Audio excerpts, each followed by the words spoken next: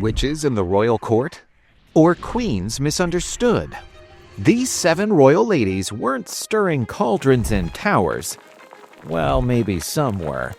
But they were whispered to possess mystic knowledge, prophetic dreams, or downright dangerous charms. From Anne Boleyn's infamous bee necklace, did it hex Henry? To Catherine de Medici's poison rings, their jewels told stories of seduction, survival, and sorcery. Let's open the royal jewelry box, if you dare.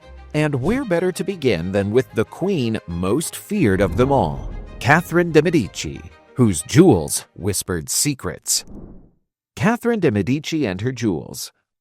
In the heart of the French Renaissance, amid plagues, poison, and prophecy, Catherine de Medici sat like a black widow in her web of silk and shadow. But she wasn't born into a throne. Orphaned in infancy, used as a pawn in political chess, she clawed her way into the French crown and ruled from behind it for 3 decades. And nowhere was her coded power more visible than in her jewels. To Catherine, jewels were armor. Let's descend into her treasury, not just of rubies and pearls, but of secrets. Catherine was long accused of using poison rings, delicate pieces with hidden compartments that could release lethal substances into wine, gloves, or skin. Some said she wore one carved with a skull. Others claimed it bore a scorpion, a symbol of death and betrayal. While historians have not found definitive evidence that she used such a ring herself, these tools did exist and were common in Italian Renaissance courts. The Medici family was well known for its expertise in pharmacology, encompassing both curative and deadly applications. One of Catherine's most beloved pieces was her crown set with diamonds and fleur-de-lis, symbols of French royalty. The crown was part of a larger ensemble, which included a rough ornamented bodice and jeweled sleeves. A bronze bust of her wearing the crown is held in the Royal Collection Trust. This crown was said to be passed from her to each of her sons, all of whom died without producing lasting heirs. To some, it became known as La Couronne Maudite, the cursed crown. Whether coincidence or not, the line of Valios ended with Catherine's son, Henri III, whose death brought the Bourbons to power. This cursed diadem still appears in paintings, though its fate remains uncertain. Catherine kept a collection of memento mori jewelry, rings, brooches, and lockets inscribed with skulls, bones, and hourglasses. Far from morbid fashion, these pieces served as reminders of death's nearness and the frailty of power.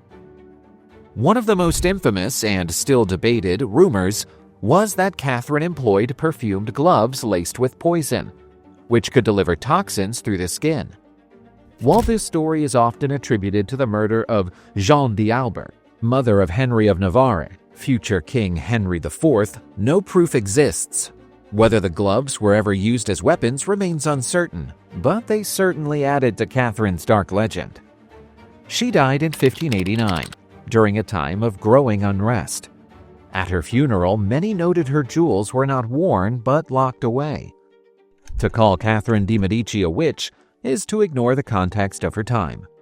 She lived in a world where a woman who read stars, ruled nations, and wore skull rings could be feared more than any soldier. The magic attributed to her was political, psychological, and symbolic in nature. But Catherine was not the only queen to have her jewels turned into accusations and her intelligence mistaken for witchcraft. Across the sea, another woman wore a necklace like a noose and a crown like a curse. Anne Boleyn and her jewelry. She was called a witch, a temptress, a changeling who hexed a king into forsaking a queen, a pope, and a centuries-old religion. In the twisted corridors of Tudor gossip, Anne Boleyn's name echoed like a curse. Her enemies whispered that she carried a devil's mark, that she possessed a mole under her chin, or a sixth finger on her right hand, a clear sign, in 16th century superstition, of communion with the devil. Yet not one eyewitness, not even her most ardent accusers, such as Thomas Cromwell, confirmed this in official records. Why, then, the label? Because Anne Boleyn broke every rule written for a Tudor woman. She spoke Latin and French fluently. She read the banned texts of Martin Luther and William Tyndale. She refused to become Henry VIII's mistress, instead holding out for a crown. She argued with bishops, challenged scholars, and charmed diplomats. A woman with such confidence in a patriarchal world could only be explained, in the minds of the frightened elite, by sorcery. In an era where women were wives of, daughters of, or property of, Anne Boleyn wore a necklace that simply declared B.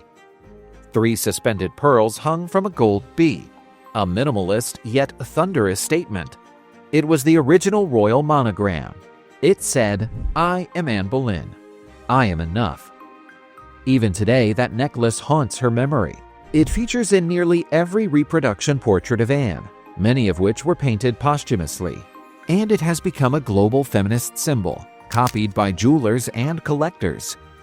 Tudor jewelry often carried inscriptions, secret mottos etched into gold, known only to the wearer and their confidants. While many of Anne's original pieces were destroyed or lost after her execution, archival records describe a ring she wore inscribed with "the most happy," her personal motto as queen, boldly stitched into royal tapestries and reportedly engraved into a ring she wore until her final days. On June 1st, 1533, Anne Boleyn's coronation was a royal rebranding campaign, complete with pageantry and pure dazzle. The ancient St. Edward's crown was lowered onto her head and later replaced by a smaller, more practical crown for the remainder of the ceremony. It was one of the few times in English history that a queen consort was crowned with such spectacle in her own right. After Anne's arrest and execution in 1536, many of her jewels disappeared. Some, like the bee necklace, were likely destroyed or taken as trophies. Others were quietly recycled. Records suggest that Jane Seymour, Henry's third wife, wore jewels identical to those given to Anne, yet some traces survived. Elizabeth I, her daughter, reportedly owned a ring with 2 tiny portraits hidden under a hinge, one of herself and one believed to be of Anne Boleyn. This ring, now at Chequers House, is perhaps the most intimate relic of Anne's memory, worn by the daughter who ruled a golden age. Anne Boleyn played a significant role in shaping the Church of England. She bore one of the greatest rulers in British history. She transformed court fashion, expanded female literacy, and utilized every tool available, including her jewelry, to carve out a place in history. And if that's witchcraft, then maybe the word witch doesn't mean what we've been told. Anne Boleyn may have lost her head, but not her legacy. Her jewels, her mind, her daughter, they endured. And as the centuries turned, another young queen would be thrust onto the world stage, not by choice, but by dynastic design. Mary Louise of Orleans and her jewels.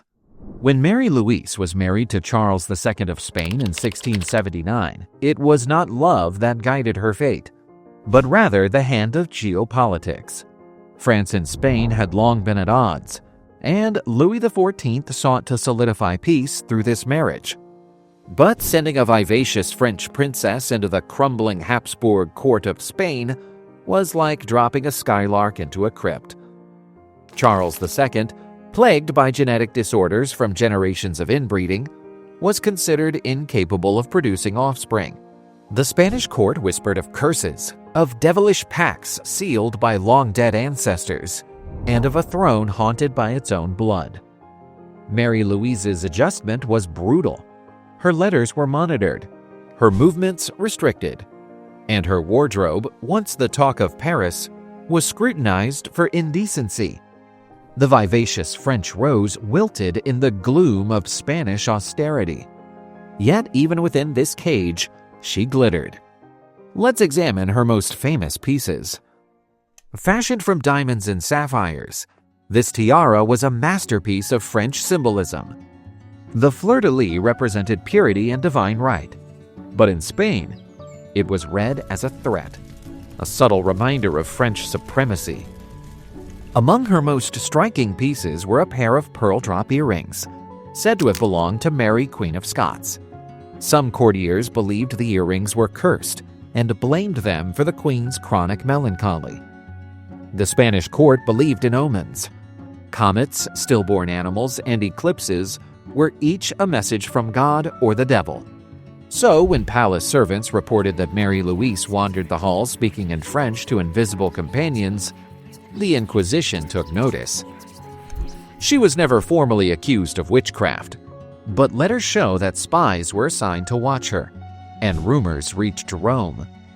Her fondness for roses in winter, her odd pets, her frequent fainting spells, it was more than enough to stir suspicion. Mary Louise died suddenly in February 1689. She had suffered months of intense abdominal pain and emotional distress. The official cause was intestinal obstruction, but popular lore tells a different story: that she was poisoned by rival courtiers, possibly with arsenic laced into her beloved hot chocolate. Mary Louise left no child, no throne, no lasting monument. But she left behind a legend. And yet, even in death, Mary Louise stirred unease, another queen whose story blurred the line between myth and medicine. Christina, Queen of Sweden. When Christina was born, Sweden trembled with superstition and prophecy. Midwives noted a strange birthmark, and court astrologers whispered that the stars were in rare alignment. Her father, King Gustavus Adolphus, the Lion of the North, saw her not as a daughter, but a reincarnation of his own ambition.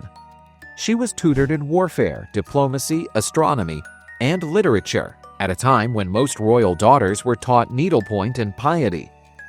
She read Machiavelli before bedtime. She studied Hebrew for fun. She once declared she had a man's soul in a woman's body, and meant it as a declaration of independence. While queens across Europe were being married off like pawns on a chessboard, Christina dressed like a king and played her own game. She refused to marry.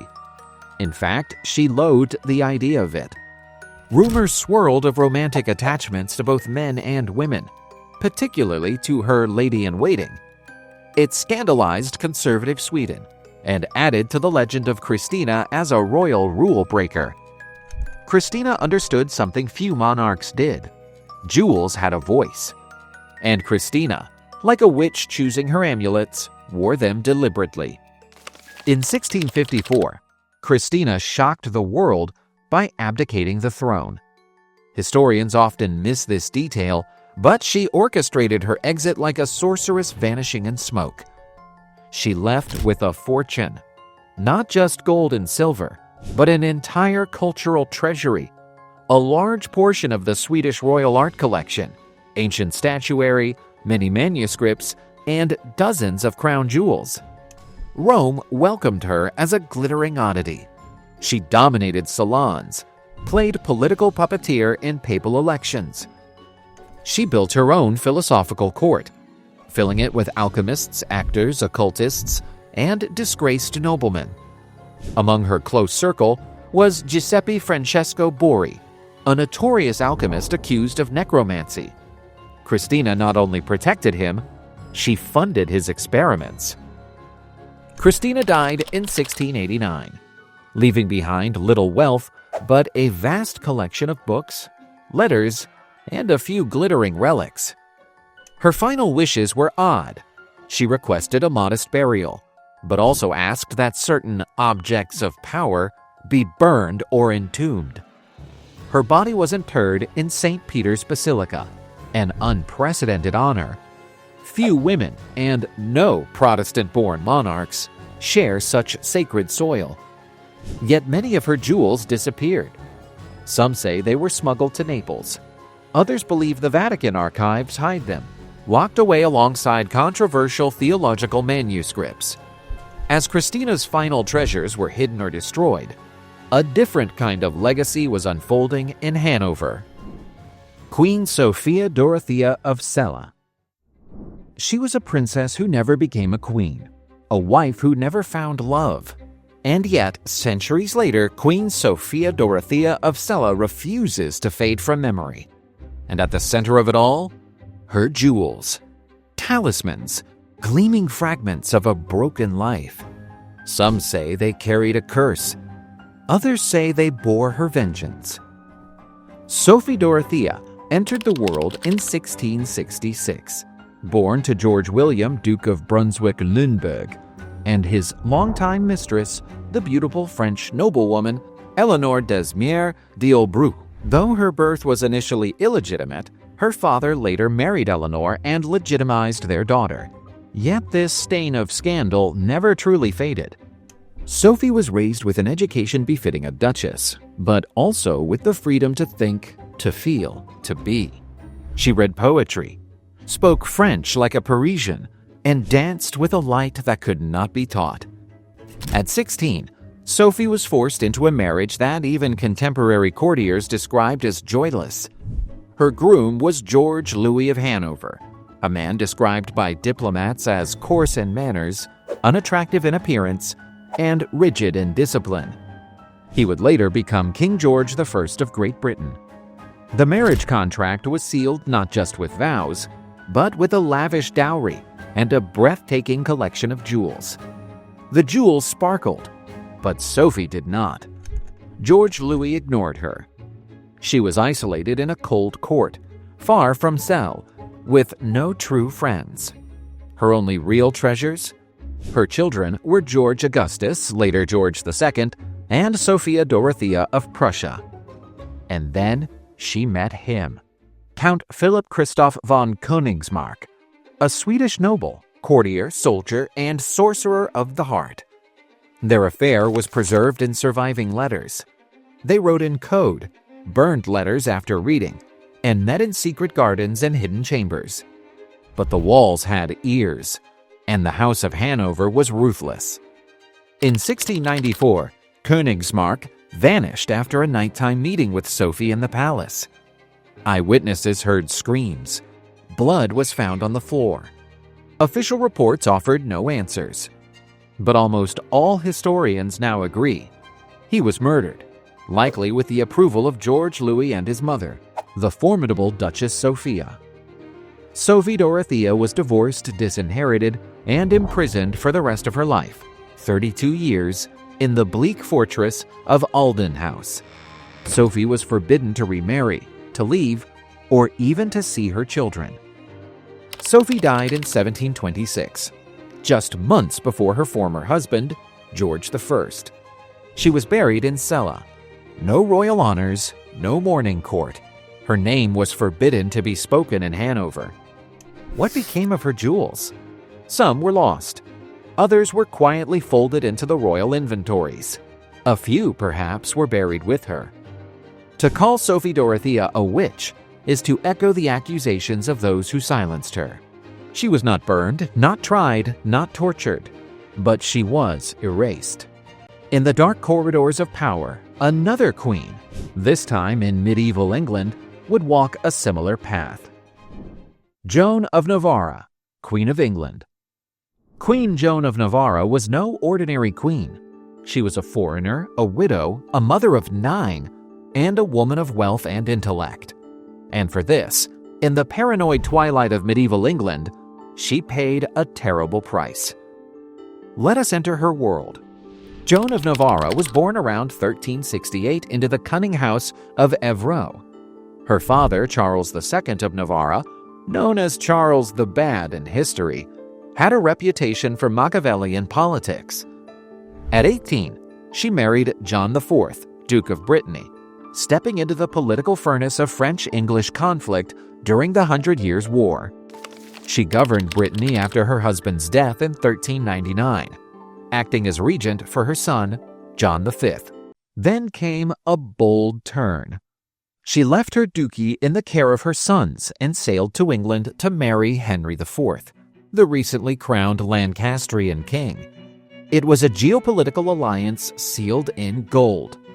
But her arrival stirred unease. Suspicion took root early. It would bloom into something more dangerous later. When Joan crossed the Channel in 1403 to wed Henry IV, she did not come empty-handed. Her dowry was colossal, 40,000 livres, but her personal collection of jewels and relics carried just as much weight. For a time, Joan flourished at court. She served as queen consort with composure, contributing to charities, and cultivating friendships among nobles and clerics. But her life changed after Henry IV's death in 1413. Her stepson, Henry V, inherited not only the crown, but a suspicion of his foreign stepmother. Joan had kept close ties to her Breton homeland, employed French-speaking staff, and retained vast wealth in both movable goods and land. Then came the accusation that would shatter her dignity. In 1419, a Breton friar claimed that Joan had paid him to enchant the king, to shorten Henry V's life through necromancy and invocations. Joan was imprisoned without trial, first at Pevensey Castle and later at Leeds Castle.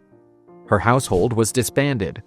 Her gold, silver, and jewels were seized by the crown. For 4 long years, Joan remained out of public life.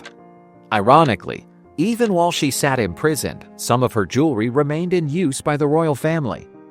In 1422, Henry V died of dysentery. Perhaps guilt weighed on him in his final days. He ordered Joan's release and the partial restoration of her lands. But not all was returned. Many of her prized pieces vanished into the mists of court inventory. Joan spent her final years quietly in Nottinghamshire, far from the court that had once praised her and then condemned her. She died in 1437, at the age of around 69, a remarkable longevity for that time. History shows that she was neither an enchantress nor a sorceress, but a woman ahead of her time, punished for her power, intellect, and independence. And not long after, another crown would pass to a queen equally dangerous in the eyes of men, Mary, Queen of Scots. Her jewels would whisper of love, betrayal, and blood. Queen Mary I of Scotland and her jewels. History remembers Mary, Queen of Scots as one of the most tragic figures in European monarchy. To some, she was a Catholic enchantress whose very presence threatened England's Protestant heart. To others, she was a pawn sacrificed on the altar of empire. But to all, friend and foe alike, she shimmered. Mary was never officially branded a witch, but her life unfurled in the era of rising witch trials, when superstition was a political tool, and powerful women were often accused of dancing with the devil. From Scotland to England, the idea of a woman using beauty, mystery, and intelligence to manipulate men was enough to brand her dangerous. And danger in the 16th century was often synonymous with witchcraft. Mary's jewels were more than royal finery. They accompanied her from French palaces to Scottish castles to English prisons.